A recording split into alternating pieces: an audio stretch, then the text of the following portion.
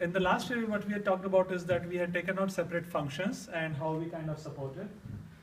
What we did was in the last sprint, we did a deep dive into one of the functions, and we kind of came up with a template of different practices and how you can excite one of the functions basically to be able to support the agile, support the IT teams that we were working with.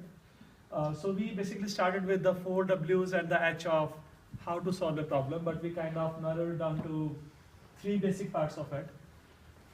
So this is a template that we are going to be putting up, and this is only for HR, but similar template can be used for sales and other functions also.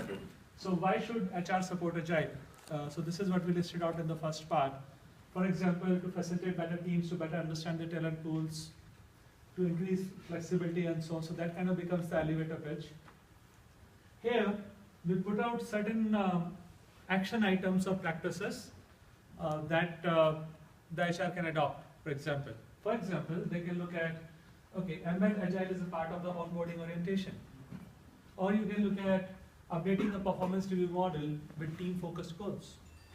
Now the idea here is basically, so we are talking about top-down approaches and we are talking bottom-up. We are talking about the side approaches.